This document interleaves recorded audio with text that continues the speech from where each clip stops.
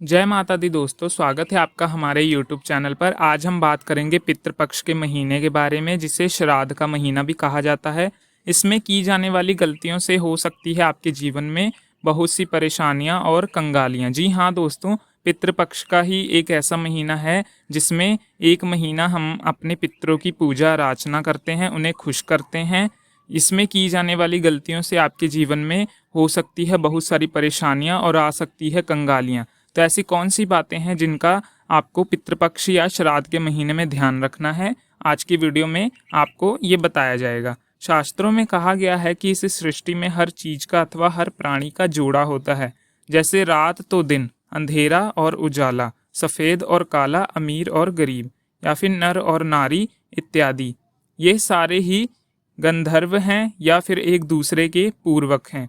दोनों ही एक दूसरे पर निर्भर होते हैं। इसी तरह वैश्य और अवैश्य जगत का ही जोड़ा है। वैश्य जगत वह है जो हमें दिखाई देता है, अवैश्य जगत वो है जो हमें दिखाई नहीं देता।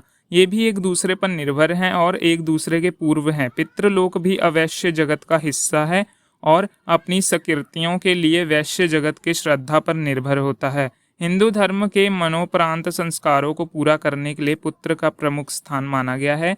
शास्त्रों में लिखा गया है कि नरक से मुक्ति पुत्र द्वारा ही मिलती है, इसलिए पुत्र को ही श्राद्ध, पिंडदान या अधिकारी माना गया है। नरक से रक्षा करने वाले पुत्र की कामना हर मनुष्य करता है। हिंदू धार्मिक ग्रंथों के अनुसार भाद्रपद पूर्णिमा से लेकर अश्वनी अमावस्या तक जो कि 16 तिथियां होती हैं, ये पितरों को समर्पित मानी जाती हैं। यही 16 तिथियां श्राद्ध पक्ष या पितृपक्ष के नाम से जानी जाती हैं।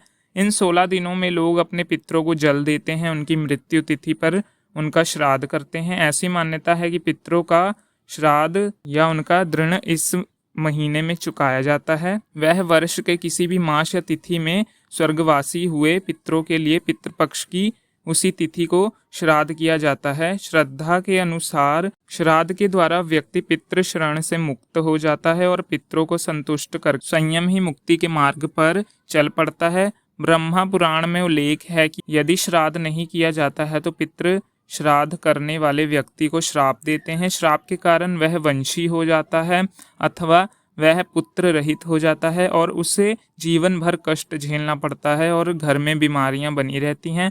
पूरे वर्ष भर में श्राद्ध पक्ष केवल इन्हीं दिनों क्यों पड़ता है, इसके लिए ज्योतिष शास्त्रों के अनुसार जब सूर्य नारायण कन्या राशि में विचरण करते हैं तब पितृलोक पृथ्वी लोक के सबसे अधिक नजदीक आ जाते हैं। इस दौरान पितरों की तिथि के अनुसार उनका तर्पण किया जाता है, उनका मनपसंद भोजन बनाया जाता है। इन दिनों लोग पितरों के नाम पर कौओं की भी पूजा की जाती है, क्योंकि कौओं को भी पितृ माना जाता है और पितरों का दर्जा दिया जाता है। चलिए आपको बताते हैं साल 2024 में श्राद्ध पक्ष यानी पितृपक्ष कब से प्रारंभ हो रहा है, कौन से दिन कौन सा श्राद्ध है। साल 2024 में इस बार पितृपक्ष 17 सितंबर 2024 मंगलवार यानी भाद्रपद पूर्णिमा व्रत के दिन से शुरू हो रहे हैं। 2 अक्टूबर बुधवार को अश्वनी अमावस्या दिन का समाप्त होगा। पूर्णिमा का श्राद्ध 17 सितंबर मंगलवार के दिन होगा।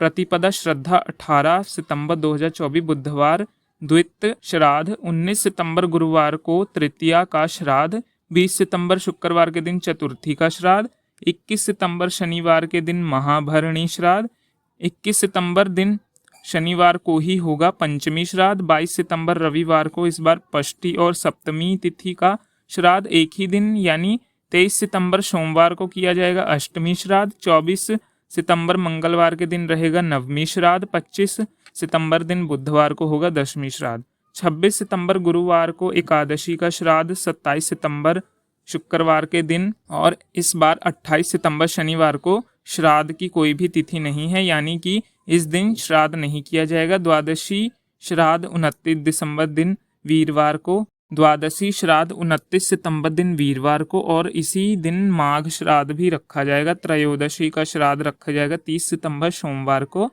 और चतुर्दशी श्राद्ध 1 अक्टूबर मंगलवार के दिन रहेगा। इसी के साथ 2 अक्टूबर बुधवार को सर्वपितृ अमावस्या के दिन श्राद्ध पक्ष का अंतिम दिन होगा। इसी दिन रात को यानी पितृपक्ष की समाप्ति होगी।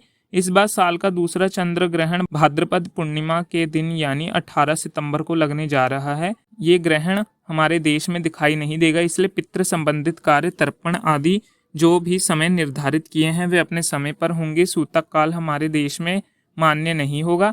ऐसे में ये चंद्र ग्रहण कब से कब तक रहेगा, इसके बारे में जानने के लिए हमारे चैनल पर ग्रहण की वीडियो जल्दी ही आएगी, आप जरूर देख लीजिएगा। अगर ये जानकारी अच्छी लगी हो तो वीडियो को लाइक, चैनल को सब्सक्राइब और कमेंट में हर हर महादेव जरूर लिखिए।